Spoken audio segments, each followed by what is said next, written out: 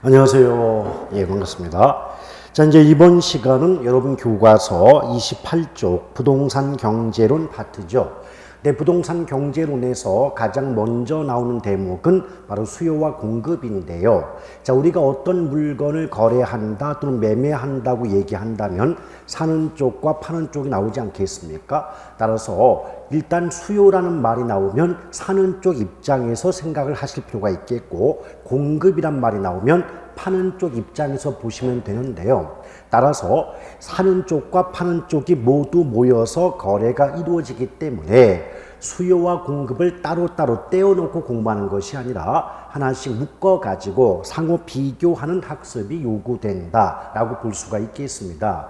일단 교과서라고 하는 공간은 수평적이다 보니까 수요에 대해서 설명을 하고 나서 공급에 대해서 내용이 나올 수밖에 없지만, 실제 학습에 있어서는 수요 공급을 묶어놓고 비교하게 되면 어차피 사는 쪽과 파는 쪽 입장만 다르기 때문에 학습 분량은 절반으로 줄어들게 되고 이해 속도는 그 2배로 빨라진다라고 볼 수가 있겠어요. 그러면 자, 수요 공급이 어떻게 같은 구조를 보이는가 한번 볼까요? 자, 일단 수요는 사는 쪽 입장이고 공급은 파는 쪽 입장인데요. 수요 공급은 공통적으로 어떤 문장 구조를 보이냐면, 일정 기간 동안 인간 생활에 필요한 재화와 용역을 무엇하고자 하는 의사 또는 욕구를 우리는 각각 수요와 공급이라고 하는데요. 이미 앞서서 언급을 했지만 수요는 사는 쪽 입장, 공급은 파는 쪽 입장이기 때문에 이 가로 속에 들어간 말이 각각 무엇인가를 산다, 판다는 말이 들어가게 돼요. 그래서 자, 구매하고자 한다, 판매하고자 한다, 이렇게 문장을 구분할 수가 있죠. 그럼 전체적인 문장 구조를 비교해 보면 산다, 판다 단어 하나만 다를 뿐이지 수요, 공급 둘 다 동일한 문장 구조를 보임을 확인할 수가 있지 않겠습니까? 그래서 하나씩 끊어가지고 문장을 만들면 수요란 일정 기간 동안 재화와 용역을 구매하고자 하는 의사 또는 욕구를 말하며, 공급이란 일정 기간 동안 재화와 용역을 판매하고자 하는 의사 또는 욕구를 말한다, 이렇게 구분할 수가 있겠죠. 그러면 이 수요 공급의 의미를 통해서 크게 3가지를 확인할 수가 있는데, 첫째는 여기 일정 기간이라는 말이 나오지 않습니까? 우리 학자들 입장에서 일정 기간을 정해 놓아야만 측정이 가능한 개념을 앞으로 유량이라고 부르자라고 약속을 했다는 거예요. 그래서 일단은 문장 속에 기간자가 나오면 유량 개념에 해당이 되는데, 유량은 영어로 말하면 FLOW, 플로우의 개념이다 라고 볼 수가 있어요. 또한 유량은 신규나 신축과 연결성을 갖는다 라고 볼 수가 있는데요. 단적인 예로 신축 공급량이다 이렇게 말이 나왔다면 신축이란 말이 나왔죠. 그럼 유량과 연결되기 때문에 다른 말로 바꾸면 유량의 주택 공급량, 이런 식으로 말을 바꿀 수도 있을 거예요. 근데 그에 비해서 유량이란 말의 상대적 개념이 저량인데요. 이 저량은 영어로 말하면 스톡에 해당이 돼요. 근데 저량이란 말이 나오고자 할 때는 문장 속에 일정 시점이라는 말이 들어가 있어야 되거든요. 그래서 일정 시점에서 측정이 가능한 지표, 개념을 저량이라고 말을 하고 있고, 또한 저량은 중고, 재고라는 것과 연결성을 갖는다라고 볼 수가 있겠습니다. 따라서 저량의 주택 공급량, 이 말을 바꾸면 중고 또는 재고 주택 공급량이다 라고 볼 수가 있는데요. 문제가 간단히 나왔을 때는 기간이나 신규, 신축이란 말이 들어갔는데 저량이란 말이 붙어 있으면 틀릴 것이고, 또한 시점이란 말, 중고, 재고자가 나왔는데 유량이란 말이 들어가면 틀릴 수밖에 없지 않겠습니까? 근데 과거 몇 년 되지도 않았지만 기출문제 중에서 조금 황당했던 문제가 뭐였냐면, 유량, 저량 한글로 쓰지 않고 그냥 스톡이라고 쓴 적이 있어요. 근데 이제 앞에는 기간자가 나왔는데 스톡 쓰면 스톡이 절약이니까 틀리지 않았겠습니까? 근데 우리 수험생들이 맨날 유량, 절약 한글로만 외운 거예요. 그러니까 갑자기 상대방이 또 보통 출제를 할 때는 스톡 영어를 쓰더라도 절양이라고 한글을 써주고 썼는데 갑자기 한글 안 써주고 영어로 스톡 그러니까 스톡이 뭔지를 몰라가지고 틀렸던 그런 문제도 있거든요. 그러니까 막상 접해보면 황당한 문제이지만 또 난이도가 높다고 말할 수는 없는 문제이지만 안 하면 틀리는 거예요. 제가 그러지 않습니까? 첫 시간에 뭐라고 했어요? 우리가 알아서 문제를 푸는 게 아니라 익숙해서 푼다고 하지 않았습니까? 이 뭐 설마 이런 게 나올까 싶어가지고 안 하시잖아요. 그럴 때 그게 나와버리면 몰라서가 아니에요. 안 해봐서 틀린다는 거죠. 아시겠죠? 이런 현상이 나오고요. 따라서 일단 배워보시다 보면 부동산의 수요 공급은 절양의 수요 공급도 있겠지만 경제학에서는 기본적으로 기간자가 붙었기 때문에 수요 공급은 유량 개념에 해당이 된다라고 말할 수가 있는 것이고요.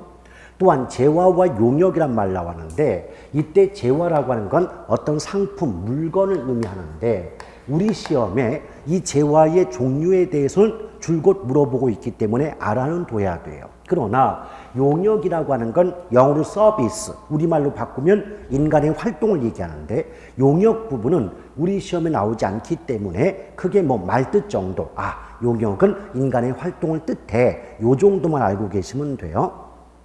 두 번째, 구매하고자 한다, 판매하고자 한다 그랬는데 자, 구매 또는 판매하고자 한다는 말 속에서 이미 어떤 물건을 샀다, 팔았다의 행위가 이루어진 이후가 아니라 그런 앞으로 사려고, 앞으로 팔려고 한다는 어떤 행위가 이루어지기 전의 개념임을 알 수가 있지 않습니까? 이런 관점에서 수요와 공급은 사전적 개념이다. 이렇게 말이 나올 수가 있게 되는 거죠. 오케이?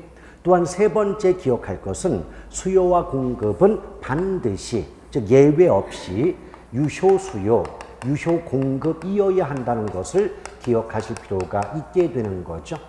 근데 여기서 유효라는 말은요, 일단 뭐뭐할 능력이 있다는 의미거든요. 뭐뭐할 능력을 가지고 있을 때 유효란 말을 쓰는 거예요. 그러니까 유효수요라고 하는 건 어떤 물건을 구매할 의사, 즉 사고 싶은 마음뿐 아니라 그 물건을 살 수 있는 능력까지 가지고 있을 때 뭐라 그래요? 유효수요다 이렇게 말을 하거든요. 그럼 단적으로 우리가 길을 걷다가 쇼윈도에 걸린 어떤 진열된 상품을 보고 저 물건 정말 마음에 든다, 사고 싶다, 이 사고 싶은 욕구가 발생하는 게 이미 수요가 발생했다라고 말할 수 있는데 또 주머니를 뒤져봤더니 그 물건에 대한 가격, 즉 대가를 지불할 만큼의 돈도 있더라는 거예요. 그럼 이런 경우는 그 물건을 구입하고 싶은 마음뿐 아니라 구입 능력까지 갖추고 있다라고 보고 우리 경제학에서는 유효수요다라고 말하고 있는 거죠. 근데 만약 이런 경우 있잖아요. 사고는 쉽단 말이에요. 근데 돈이 없다. 그 물건을 구입할 능력이 없더라는 거죠. 이런 경우를 우리는 잠재수요라는 말을 쓰고 있는 거죠. 자, 구매 의사는 있으나 구매 능력을 갖추지 못하는 경우를 잠재수요 이렇게 말을 합니다. 그럼 당연히 유효공급은 뭘까요? 어떤 물건을 팔고 싶은 의사뿐 아니라 판매 또는 공급 능력을 갖추고 있을 때 유효공급이다 라고 말할 수 있지 않겠습니까? 그렇죠? 그럼 보세요. 수요 공급의 의미 속에서 수요 공급은 기본적으로 기간자 들어갔으니까 유량 개념이고 뭐뭐 하고자 한다는 의미로 사전적 개념이며 수요 공급 둘 다 반드시 능력을 갖추고 있는 유효수요, 유효공급이어야 한다는 것, 이 세 가지 내용을 의미를 통해서 확인할 수가 있는 거 아니겠습니까? 근데 제가 첫 번째 시간에도 줄곧 강조를 했지만 대부분의 수험생들께서는 수요 공급의 의미 따로 뭐 유량 개념, 사전적 개념, 유효수요 이어야 한다. 이걸 전부 따로따로 외우더라는 거죠. 사실은 의미 속에 모두 담겨져 있는 것을요. 아시겠죠? 자, 그러면 이제 수요 공급의 기본적인 의미를 살펴보았다는 거예요. 그러면 이때 여기서 지금 제가 얘기를 했던 것은요. 28쪽에 보면 가로 1번 수요의 개념 해놓고 또 왼 가로 1번의 유량, 또 오른쪽 29쪽 넘어오면 왼 가로 2번의 사전적 개념, 또 왼 가로 3번의 유효수요 나와 있지 않습니까? 그럼 우리가 예측을 합니다. 앞으로 수요라는 말이 나오면 사는 쪽 입장이 나오면 반대로 무슨 쪽 입장도 있다. 파는 쪽 입장도 있겠죠. 그 파는 쪽 입장은 뭐라 그런다? 공급이 있다. 그러면 예측합니다. 아, 뒷장을 넘기면 이제 공급이 나올 거야. 그럼 공급의 개념 속에서 왼 가로 1번 유량 개념, 왼 가로 2번 사전적 개념, 왼 가로 3번 유효 공급이란 말이 나올 수 있을 것 같은데 예측이 되지 않습니까? 확인해 볼까요? 자, 확인을 해보면 그렇죠. 여러분 33쪽을 펴보시면 공급의 개념, 가로 1번 공급의 개념 나오면서 왼 가로 1, 2, 3번에 보면 유량, 사전적 개념, 유효 공급이란 말이 쭉 나오지 않습니까? 오케이? 바로 이런 관점이에요. 제가 왜 뭐라고 했어요? 수요 나오면 사는 쪽이 있으면 공급, 파는 쪽이 있기 때문에 양쪽을 떼어놓고 보는 게 아니라 한쪽끼리 비교, 묶어서 비교하는 게 구체적인 체계를 확인하는 데 편하고요. 또한 암기량이 절반은 줄어든다는 거예요. 왜냐? 어차피 사는 쪽 나올 때 수요자 붙여주고 공급자 나오면 판다는 말 붙여준 그 차이밖에 없는 거예요. 아시겠죠? 자, 그럼 다시 앞으로 오실까요? 29쪽에 보면 가로 2번에 수요량의 변화와 수요의 변화라는 제목이 있죠. 자, 우리 예측합니다. 그럼 수요량의 변화가 있다면 무슨 양의 변화도 있을까요? 그렇죠. 공급량의 변화도 있는 거예요. 그럼 수요의 변화라는 말이 있다면 무엇의 변화도 있다. 공급의 변화도 있다. 그러면 내용은 동일하다. 동일한데 다만 이제 사는 쪽 얘기 나오면 수요자 붙여주고 파는 쪽 입장 얘기 나오면 공급자 붙여주면 게임 끝난다 이 말이에요. 자, 이제 그거는 수요량과 수요의 변화를 설명하면서 그 내용에서 수요 대신에 공급만 바꿔주면 공급량의 변화와 공급의 변화이기 때문에 따로따로 설명할 이유가 없다는 거예요. 자, 그럼 볼까요? 그럼 수요량의 변화가 있고 수요의 변화가 있다. 자, 일단 위아래를 비교해 볼까요? 위쪽에는 양이라는 글자가 붙어 있지만 아래쪽에는 양이라는 글자가 빠져 있지 않습니까? 그럼 우리가 볼 때는 한 글자 차이처럼 보이지만 그 내용은 하늘과 땅의 큰 차이를 보이게 된다는 거죠. 다만 양자가 붙건 양자가 빠지건 간에 무엇이 변화하려면 원인이 필요하고 원인이 있다면 그에 따른 결과가 발생하지 않냐 이 말이에요. 그럼 일단은 수요량이든 공급량이든 양자가 붙을 때 변화하는 원인은 다행스럽게 하나뿐이 없습니다. 그 유일한 원인이 뭐냐면 그 물건 값의 변화거든요. 우리 경제학에서는 그 물건을 해당 재화라는 말을 씁니다. 그래서 해당 재화의 가격 변화만이 유일한 양자가 붙을 때의 원인에 해당이 된다는 거죠. 근데 이때 일단 해당이란 말을 앞뒤를 바꿔 읽으면 어떻게 말할까요? 당해. 그래서 해당 재화와 당해 재화는 같은 말이에요. 이걸 제가 별거 아닌데 왜 말씀드리냐면 이제 수업 시간에 해당 재화라고 알려드렸더니 출제하신 분이 앞뒤를 바꿔가지고 당해 재화라고 했거든요. 그럼 해당 재화와 당해 재화는 우리말로 해석하면 그냥 그 물건이에요. 그 물건 똑같은 뜻인데 앞뒤를 바꿔서 당해 재화 해놨더니 우리 수험생들이 그런 말 처음 듣나고 다 틀려버린 거예요 이게. 그럼 해당 재화, 당해 재화는 똑같은 말입니다. 아시겠죠? 그럼 이 말은 결국 뭐예요? 어떤 물건이든 간에 그 물건 값이 변화, 즉 오르거나 내림으로써 그 물건의 수요량이 변화할 때는 양자를 붙여서 수요량의 변화라고 해야 됩니다.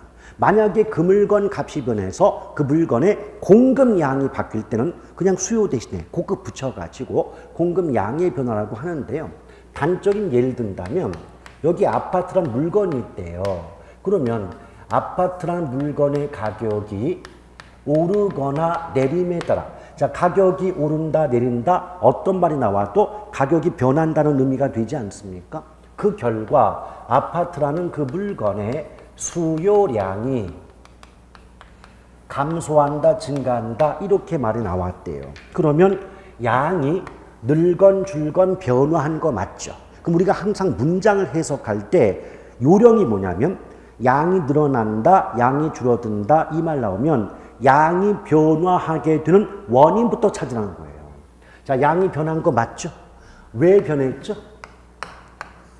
가격 변화잖아요. 근데 그냥 가격이 아니라 아파트라는 그 물건 값이 변해서 아파트라는 그 물건의 수요량이 변한 경우 아니겠습니까? 아시겠죠? 이처럼 그 물건 값이 변해서 그 물건의 양이 변동할 때는 양자를 붙여서 수요량의 변화라고 해야 맞는 거지. 이 경우 양자 빼가지고 수요의 변화했다가는 6.25 때 난리는 난리도 아니게 됩니다. 아시겠죠?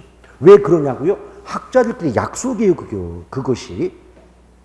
또한 이렇게 양자가 붙을 때 수요량이든 공급량이든 양자가 붙을 때는 곡선이 이동하지 않아요. 곡선이 이동하지 않는다. 이걸 다르게 바꾸면 동일 곡선상에 점의 이동에 불과하다. 이렇게 문장이 나오게 되는데요. 그냥 줄여가지고 곡선상 이동 이렇게만 나와도 얘는 양자를 붙이는 수요량의 변화, 공급량의 변화에 해당이 돼요. 근데 그 아래를 보시면 양자가 빠졌죠? 그럼 여러분 생각해 봐요. 상식적으로도 양자가 빠질 때의 변화 원인은 양자가 붙을 때의 변화 원인은 아니지 않을까요? 그렇죠? 자, 지금 양자가 붙을 때의 원인은 하나뿐이 없어요. 그 물건 값의 변화인데 양자가 빠질 때는 양자가 붙을 때의 원인은 제외가 돼야 될 테니까 해석해보면 어떻게 돼요? 해당 재와 가격 변화 이외의 요인, 즉 우리말로 하면 그 물건 값의 변화가 아닌 다른 원인 때문에 그 물건의 수요량이 변화하는 경우에는 양자를 빼고 수요의 변화라고 해야지 수요량의 변화라고 했다가는 난리가 나는 거예요. 오케이? 그럼 보세요. 여러분들이 이걸 설명할 때 들을 때는 어느 정도 이해를 하시면서 문제 풀 때 다 틀려버린 이유가 있습니다. 어떤 게 여러분 헤매고 있냐면 보세요. 일단 잠깐 원인이 없다고 봅니다. 이 원인 부분이 없다고 볼 때 양자가 붙건 양자가 빠지건 결과적으로 그 물건의 양이 변한다는 결과는 같잖아요. 아시겠어요? 즉 여기서 말하면 양자가 붙을 때와 양자가 빠질 때의 차이점은 원인의 차이인 거지 결과의 차이가 아니란 말이에요. Understand? 그러니까 수요량이 변한다라고 해도 수요량이 변하는 거고 수요의 변화라고 해도 수요량이 변하는 결과는 같은데 그 양이 변하게 된 원인 때문에 양이란 말이 붙을 때가 있고 그 말이 빠지게 되는 경우가 있는 거지 결과적으로 둘 다 수요량이 변동하는 결과는 같단 말이에요. 근데 이 말씀 왜 드리냐? 과거 기출문제 이런 말이 나온 적이 있습니다. 한번 잘 들어보시고 틀려도 좋으니까 OX 한번 해보세요. 자, 수요량의 변화 시에는 수요량이 변동하는 반면 수요의 변화 시에는 수요량이 변동하는 것은 아니다. OX. X잖아요. 그렇죠? X잖아요. 양이 붙건 양자가 빠지건 결과적으로 그 물건의 수요량이 변동하는 결과는 같잖아요. 오케이? 근데 이걸 아무리 1년 내내 설명하고 그걸 들을 때는 다 이해한다고 고개를 끄덕여 놓고도 막상 그렇게 문장이 나오면 10명 중에 9명은 틀려요. 아시겠어요? 그게 무슨 말이냐? 들을 때 대충 알아듣겠다고 착각들 하는 거지 내게 드는 게 아니죠. 아시겠어요? 다시 한번 강조합니다. 양자가 붙고 양자가 빠질 때의 차이는 결과의 차이가 아니라 원인 부분의 차이라는 거. 이 개념만 꼭 한 가지만 정확히 알면 될 것을. 그것을 끝까지 암기를 하고 있더라는 거죠. 오케이? 자, 그렇게 보시면 돼요. 근데 여기 대표적인 수요 변화 원인이 뭐냐? 예를 들면은 여기 또 아파트가 있어요. 근데 아파트 소비자들의 소득이 늘어서 아파트의 수요량이 증가한다. 이렇게 이제 문장이 나왔다는 거죠. 제가 위 문장 설명할 때 뭐부터 보라고 했어요? 어떤 물건의 수요든 공급이든 양이 변한다. 이렇게 말이 나오면 뭐부터 찾으라고 했습니까? 원인부터 찾아라. 양이 바뀌는 원인부터 찾으라고 했잖아요. 뭐가 바뀌었어요? 소비자 소득. 예, 결론적으로 말하면 소득이죠. 그럼 소득이 늘어나서 수요량이 증가한 결과 아니에요? 그럼 양의 변화 원인이 아파트라는 그 물건 값의 변화이기 때문입니까? 값 변화 아닌 다른 원인 때문입니까? 그래요. 제가 여러분에게 말씀드리고 싶은 게 바로 이거예요. 많은 분들이요, 조금 이따 제가 보시면 또 교과서 보시면요, 수요의 뭐 결정 요인, 수요의 변화 요인 해가지고 소득, 인구, 기호, 가격 예상, 규제, 금리, 뭐 조세, 뭐 관련제와의 가격 변화, 여러 가지 원인 뭐 수십 가지를 나열하고 있단 말이에요. 근데 저 같으면 그런 공부 안 해요. 뭐냐? 아까 제가 뭐라고 했어요? 양자가 붙을 때 변화 원인은 하나뿐이 없다 그랬죠. 뭐 그 물건 값의 변화. 오케이? 그러면 저 같으면 어떻게 공부하느냐? 물론 이걸 다 외우면 더 좋겠지만 듣도 보도 못한 또는 교과서에 전혀 보지 못했던 말이 나올지라도 그 물건 값만 아니라면 무조건 양자 붙인다 뺀다. 빼는 거. 잘 생각해봐요. 제가 지금 뭐 강조했어요? 양이라는 글자가 붙을 때 변화 원인은 하나뿐이 없다 그랬잖아요. 그 유일한 원인이 뭐예요? 그 물건 값의 변화잖아요. 해당 재화는 그 물건. 그 물건의 값이 오르거나 내린다. 이 말이에요. 그럼 그 말을 뒤집어 말하면 그 물건 값의 변화가 아닌 다른 말이 나온다면 무조건 수요량의 변화 요인이다. 양자가 빠진 수요의 변화 요인이다. 수요의 변화 요인 아니에요. 아시겠어요? 근데 만약 이 교과서에 없던 다른 말이 나와도 저 같으면 그 물건 값만 아니라면 무조건 양자를 뺀다는 거죠. 아시겠어요? 그럴 때 이렇게 그 물건 값이 아닌 다른 원인 때문에 양이 바뀔 때는 수요량의 변화라고 안 하고 수요의 변화라고 해야 되는 거고, 이럴 때는 곡선 자체가 이동해요. 자, 수요든 공급 곡선이든 이동하는데 수요 공급을 망언하고 증가할 때는 곡선이 오른쪽으로 이동하고 감소할 때는 곡선이 왼쪽으로 이동하게 된다는 겁니다. 자, 이게 무슨 말인가 하면 조금 이따 이제 수요 법칙 이제 곡선 같은 거 얘기하면서 그래프를 그려보시면 아시겠지만 일단은 그래프는 조금 이따 그릴게요. 조금 이따 그릴 테니까 일단 여러분들은 어떻게 기억하자. 자, 수요량이든 공급량이든 양자가 붙을 때는 변화 원인이 오직 하나. 그 물건 값의 변화 때문에 그 물건의 양이 변동할 때는 양자를 붙여주고, 그런 경우는 수요든 공급이든 곡선이 오른쪽 왼쪽 이동하지 않는다. 이걸 다르게 바꾸면 동일 곡선 상의 이동이다 라고 말해요. 또 수요든 공급이든 양자가 빠질 때 원인은 최소한 양자가 붙을 때 원인은 아니기 때문에 그 물건 값 아닌 다른 요인이 나오면 무조건 뭐다? 양자를 빼준다. 아시겠죠? 그럴 때 수요의 또는 공급의 변화 시에는 곡선 자체가 이동하고 증가할 때는 오른쪽, 감소할 때는 왼쪽으로 이동한다 라고 보시면 돼요. 그럼 이제 구체적으로 말이죠. 수요의 변화 원인 그러면 뭐 소득, 인구 이거 쓰는 거 아니에요. 기호, 그 다음에 뭐 가격에 대한 예상, 뭐 규제, 금리, 뭐 조세는 세금이 되겠죠. 그 다음에 요새 뭐 유행하는 뭐 LTV란 말 들어본 적 있죠. DTI. 그렇죠? 근데 이제 요새는 더 힘들어져서요. 뭐 신 DTI에다가 DSR까지 나와요, 이제.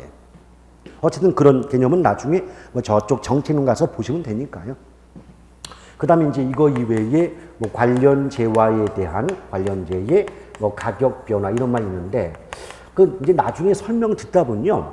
여기까지는 껌이에요. 별로 어렵지도 않아요. 외울 필요도 없어요. 근데 얘만 나오면 이제 깨꾸당 하는데 얘는 이제 기초 때 하지 않습니다. 워낙 여러분들이 지금 받아들이기는 어렵습니다. 근데 여기까지는 어떻게 쉽냐? 볼까요? 자, 소득이 증가는 나왔대요. 그럼 소득이 증가한다는 건 상식적으로 주머니 사정이 좋아지는 거예요. 그럼 주머니 사정이 좋아지면 이전보다 어떤 물건을 더 살 수 있지 않나요? 그럼 수요가 늘까요? 줄까요? 늘어요. 반대로 소득이 줄어든다는 건 주머니 사정이 안 좋아진다. 그럼 이제 허리띠를 졸라 매야 되니까 이전보다 그 물건을, 어떤 물건을 더 많이 살 수가 없어요. 그럼 수요가 증가, 감소. 뭐 그걸 외우냐 이 말이에요 도대체. 당연한 말이죠. 뭐 단모도 마찬가지예요.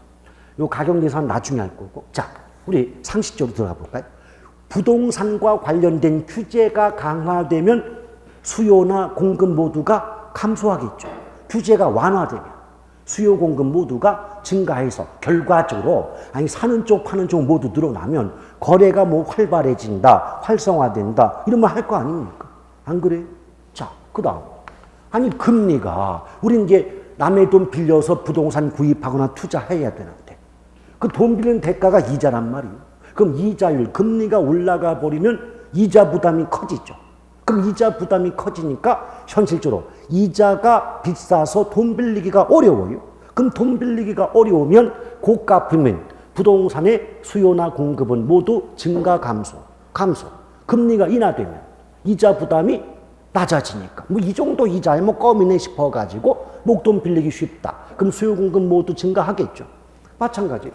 아니 부동산 관련된 뭐 취득세니 뭐 등록세니 뭐 양도소득세 같은 것 말이죠. 세금이 무거워져요. 그럼 세금 부담 때문에 사고 팔기 무서워서 안 하게 돼요. 그럼 수요 공급이 모두 감소하겠죠. 그럼 이 조세가 무겁게 매겨지지 않고 완화된다, 감면된다, 깎아준다. 그럼 세금 이 정도 세금은 뭐 부담이 큰 되지 않는다. 그럼 어떻게 돼요? 수요 공급이 모두 증가 감소, 증가. 그럼 별도로 우리 이거 외우지 않아도 저런 정도 나오면 뭐 수요 공급이 늘어난다, 줄어든다 이 정도 해석되지 않습니까? 그렇죠. 그래서 제가 해마다 제발 좀 외우지 말라고 하고 끝까지 외우고 다녀요. 근데 웃긴 건 결정적인 순간에 기억을 못 한다는 거죠. 그 구체 외우고 다니면 뭐 하는 거예요? 그러니까 웃긴 게 뭔지 알아요? 제가 해마다 느끼는 게 외워야 될 건 안 외우고 외우지 않아도 될 건 외우시는데 또 그 외운 것조차도 순간에 기억이 안 나서 그 문제 풀이는 전혀 쓸모가 없는 경우가 많거든요. 그래서 어차피 그럴 바에는 외우지 말고 이해하는 데 주력을 하시는 게 훨씬 낫지 않겠나 싶어요.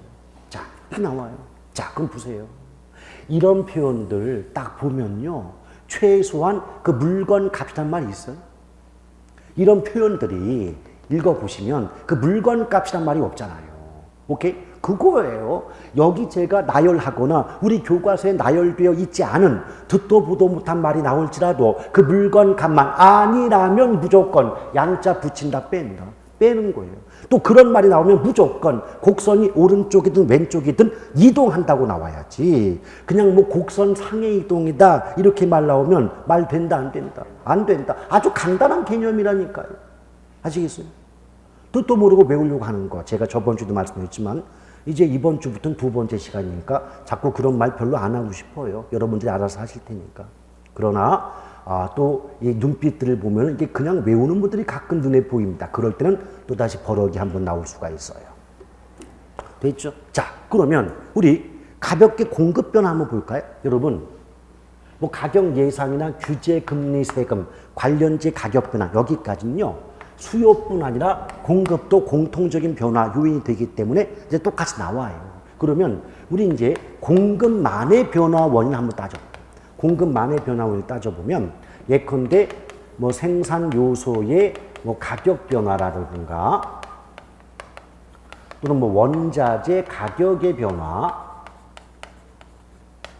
그 다음에 뭐 새로운 기술, 공법의 개발 뭐 이런 말이 나올 수가 있어요.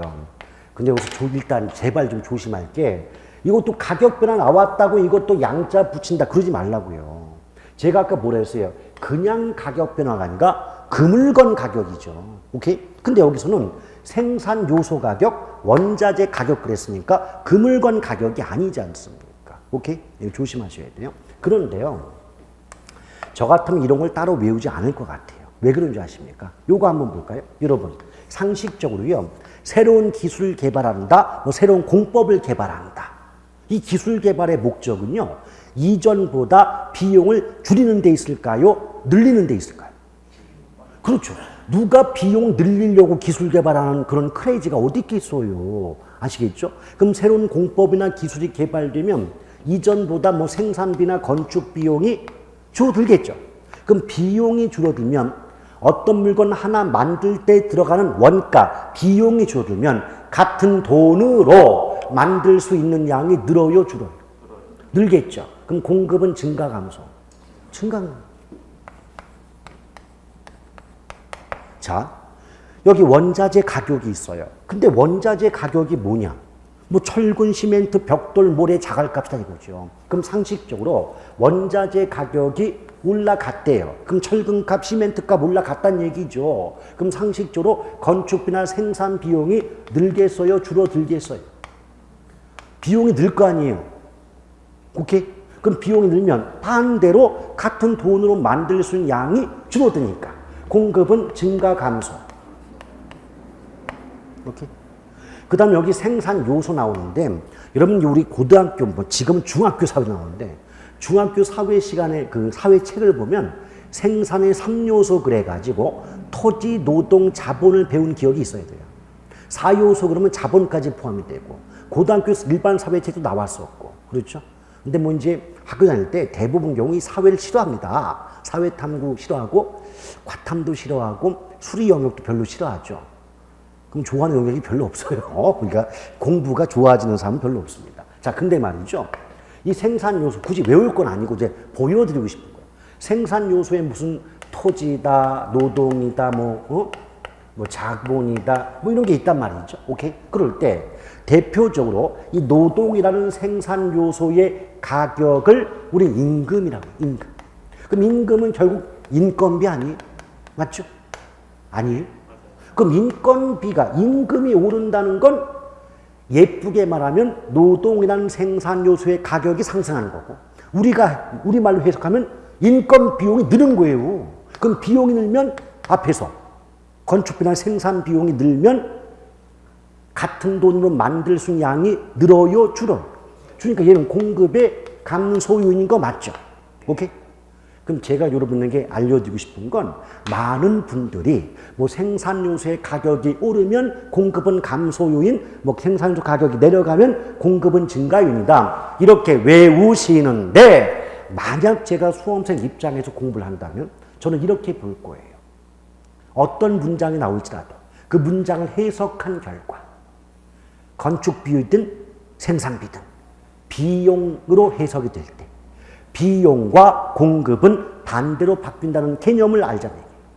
비용이 늘면 반대로 공급은 감소하고 비용이 줄어들면 반대로 공급은 증가하지 않겠습니까? 그래요, 안 그래요? 그렇죠. 그러면 이런 것들을 따로 외울 게 아니라 무슨 말이 나왔을 때 해석해 본 결과 아하, 이렇게 되면 비용이 줄어들겠네 라고 해석하면 공급은 늘어나겠네가 되는 것이고 비용이 늘어나겠네 라고 해석이 되면 공급은 줄어들겠구나 라고 판단하시면 되는 거 아니야 말이죠. 이런 걸 굳이 외울 필요 없이 이해 가시겠습니까? 그럼 여러분 교과서에서 수요의 변화, 수요량의 변화와 저 뒤에 공급량의 변화 및 공급의 변화까지 모두 설명을 끝낸 셈입니다. 그러니까 여러분 교과서 29쪽, 30쪽 내용을 설명한 거고요. 또 이제 한 장, 두 장을 넘겼을 때 33쪽에 가로 1번 공급량의 변화와 공급 변화 해가지고 그 공급의 결정 요인들 1, 2, 3, 4 이런 걸 나누지 않습니까? 이런 부분 함께 묶어서 지금 설명을 끝낸 거예요. 이해 가시겠죠? 자, 그러면 다시 앞으로 오셨을 때 31쪽에 보면은 맨 위에 제목이 뭐라고 나와요? 31쪽 맨 위에 제목이 수요 곡선이죠. 자, 그럼 예측합니다. 아하, 수요 곡선이 있다면 무슨 곡선도 있다. 공급 곡선도 있다. 그럼 여전히 수요 곡선, 공급선 묶어가지고 함께 비교해보면 또 조금 전처럼 아, 왔다 갔다 하면서 여기 나왔네, 저기 나왔네, 비교 설명 끝나지 않을까요? 그렇죠. 그렇게 공부를 하다 보면 수요 공급 예컨대 뭐 기본서의 수요 공급 페이지가 한 50페이지가 나왔다. 그러면 묶어서 비교하잖아요. 그럼 25페이지면 설명 끝나고 이러면 공부 끝나는 거예요. 아시겠어요? 그게 비교법이에요. 그게 진정한 학습이에요. 아시겠어요? 근데 웃긴 게 뭔지 알아요? 수요 공급 비교 설명드리면 복잡하다고 싫다고 안 듣더라고. 그게 복잡하다는 거예요. 근데 사실 그게 복잡한 게 아니거든요. 물론 처음 듣는 입장에서는 한쪽만 해도 힘들어 죽겠는데 양쪽을 모두 비교하니까 그래요. 인간적으로 힘이 든다고 이해할 수는 있지만 사실 그렇게 공부하지 않으면요. 어떤 현상이 발생한다? 수요 공부하다가 공급 넘어가면 앞에서 배웠던 수요 다 까먹고 또 아이고 이러면 안 되겠다 싶어가지고 다시 수요 넘어오면 여태까지 알았던 공급 다 까먹어요. 그래서 1년 내내 부동산 경제론, 학계론은 되게 어려운 과목이야 그러고 있는데 학습법이 잘못된 거지 내용이 어려운 게 아니에요. 아시겠죠? 그러니까 여러분들 우리가 첫 시행에 뭐라 했어요? 6개월만 따라와 달라. 그럼 제가 여러분 동방불패 만들어 드리겠다. 그 약속 지켜 드릴 테니까 6개월만 참아 달라. 아시겠죠? 자, 그런데 이 수요 곡선, 공급 곡선이 있는데요. 저는 이 곡선을 만들어 여러분에게 설명드리기 전에 법칙에 대해서 먼저 설명을 하고 싶어요. 여러분 이제 수요 법칙이라는 게 있거든요. 그럼 예측합니다. 무슨 법칙도 있다. 공급 법칙도 있다. 두 개 묶어서 비교해 볼게요.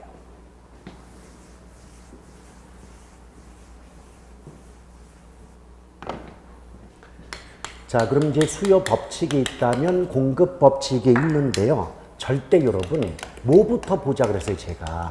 항상 어떤 식의 문장이 나올지라도 수요라는 말 나오면 일단 사는 쪽 입장, 공급이란 말 나오면 파는 쪽 입장에서 항상 생각을 해야 돼요. 그 연습하셔야 돼요. 그 연습을. 아시겠죠? 그런데요. 자, 수요 사는 쪽이에요. 내가 어떤 물건을 사고자 할 때 내가 사고 싶어하는 그 물건 값이 올랐대요. 그럼 가격이 상승한다는 건 그 물건 싸진다, 비싸진다.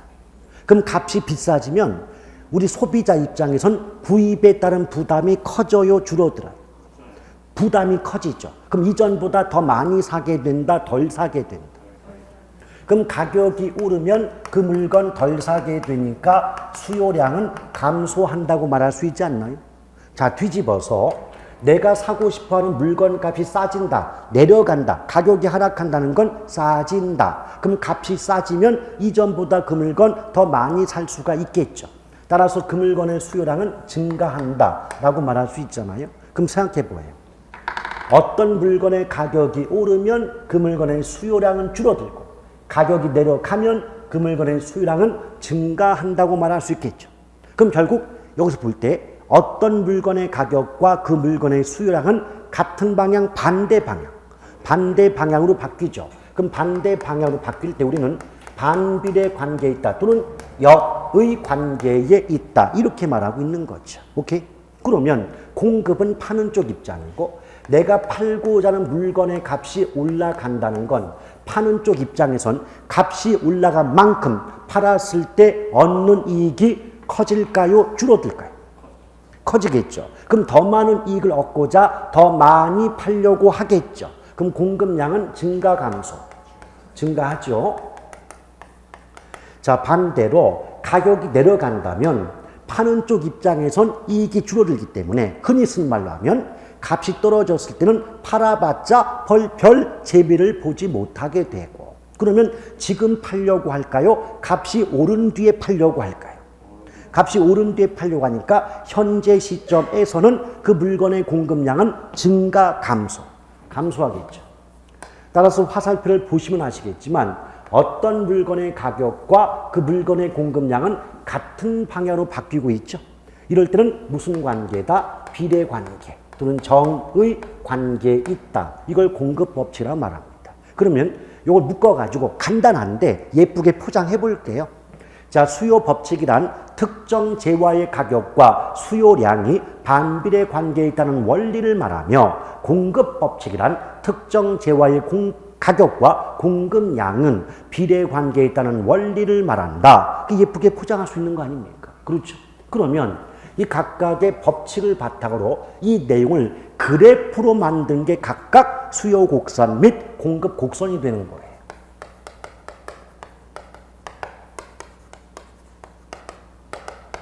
자, 이제 그래프는 조금 이따 제가 그려볼 텐데 분명히 수요 법칙상 가격과 수요량은 반대 방향으로 바뀌는 거 맞죠? 이 점 때문에 수요 곡선은 일반적으로 오른쪽 아래로 내려 뻗는 우하향 곡선의 모습을 보인다. 이렇게 말이 나오게 되고요. 또 공급 법칙상 가격과 공급량은 같은 방향으로 변동하기 때문에 역시 일반적으로 공급 곡선은 오른쪽 위로 뻗어 올라가는 우상향 곡선의 모습을 보인다. 이렇게 말이 나오게 되는 겁니다. 아시겠죠? 그럼 이제 이걸 바탕으로 그래프를 한번 그려볼까요? 자, 만약에 여기 아파트란 물건이 있다고 할 때 아파트의 가격이 100원일 때 수요량은 50이고 또 가격이 50원일 때는 수요량이 100개다. 이렇게 지문이 나왔대요. 그럼 이걸 바탕으로 여러분들이 그래프를 그릴 줄 아셔야 되는데 어차피 그래프의 기본은 피카츄예요. 그럼 피카츄 아시죠? 가끔 불도 붙는 애기 있지 않습니까? 이때 P는 뭐냐면 프라이스 가격이에요. 그 다음에 Q라고 하는 건 쿼안티티인데 쿼안티티는 양이거든요. 근데 어차피 여기는 수요 얘기하고 있죠. 그럼 수요는 영어로 demand고 약자로 D가 돼요. 그래서 얘는 수요량입니다. 근데 분명히 수요 법칙상 가격과 수요량이 반대로 바뀌게 되죠. 그럼 볼까요? 일단 가격이 얼마였어요? 100원이었어요. 100원일 때 수요량이 50이란 말이에요. 그러면 100원의 가격과 50개의 수요량이 맞닿는 점이 있지 않겠습니까? 이걸 편의상 A점이라고 하자 이거죠. 마찬가지예요. 가격이 50원일 때 수요량은 100개 아니겠습니까? 그러면 50원의 가격일 때 수요량이 100개라면 50원의 가격과 100개량이 맞닿는 점도 있겠죠. 역시 이 점을 B점이라고 보자 이거예요. 그러면 이런 A점과 B점을 연결해 보았더니 오른쪽 아래로 내려 뻗는 곡선의 모습이 나오지 않느냐. 이런 점에서 일반적으로 수요 곡선은 오른쪽 아래로 내려 뻗는 곡선의 모습이 나온다는 거죠. 근데 이 곡선, 수요 곡선 그 해석해 보면 그대로 수요 법칙이에요. 자, 볼까요? 아파트란 물건 값이 내려가요. 그럼 사는 쪽 입장에선 구입 부담이 줄어드니까 더 많이 사려고 하겠죠. 그러니 수요량은 50에서 100으로 늘어나게 된다는 거예요. 반대로 가격이 50에서 100으로 올라간다면 가격 비싸진 만큼 구입에 따른 부담이 늘어나기 때문에 이전보다 덜 사게 된다는 거죠. 따라서 수요량은 100에서 50으로 감소한다는 거죠. 그럼 결론적으로 가격이 내려가면 수요량은 늘어나고 가격이 올라가면 수요량이 줄어든다는, 가격과 수요량은 서로 반대 방향, 반비례 관계에 있다는 수요 법칙에 그대로 녹아있음을 확인할 수가 있지 않냐는 말입니다. 맞죠? 그러면 이제 공급 곡선을 놓고 보면, 자, 공급은 파는 쪽이에요. 그럼 아파트의 가격이 50원일 때 공급량이 50개이더래요. 50. 근데 또 가격이 100원으로 올라가면 공급량이 100개로 늘어난다. 이렇게 문장이 나왔대요. 그러면 똑같이 공급 곡선을 그려보는데 어차피 그래프의 기본은 피카츄라고 했거든요. 자, P, 프라이스 가격과 Q, 쿼안티티 양인데 이때 공급은 영어로 서플라이라고 해요. 서플라이니까 약자로 S라고 말합니다. 그러면 이때 공급량. 자, 근데 이미 앞에서 보신 것처럼 공급 법칙상 어떤 물건의 가격과 공급량은 같은 방향으로 바뀐다는 거죠. 자, 처음 해볼까요? 가격이 50원일 때 공급량이 50개래요. 그럼 마찬가지예요. 50원의 가격과 50개 양이 맞다는 점을 편의상 A점이라고 보고 또 가격이 100원일 때는 공급량이 100개가 된대요. 그러면 100원의 가격과 100개량이 맞다는 점을 역시 B점이라고 본다면 A점과 B점을 연결해 보았더니 이처럼 오른쪽 위로 뻗어 올라가는 우상향 곡선의 모습이 나오게 된다는 거죠. 자, 근데 이것도 역시 해석해 보면 공급 법칙이 반영돼 있다. 자, 아파트의 가격이 100원에서 50원으로 줄어든다면 가격 내려간 만큼 이익이 줄어드니까 덜 팔려고 하므로 공급량은 100에서 50으로 줄어들겠죠. 반대로 가격이 50에서 100으로 올라가면 팔았을 때 이익이 늘어나므로 더 많이 팔려고 함에 따라 공급량은 증가하게 되겠죠.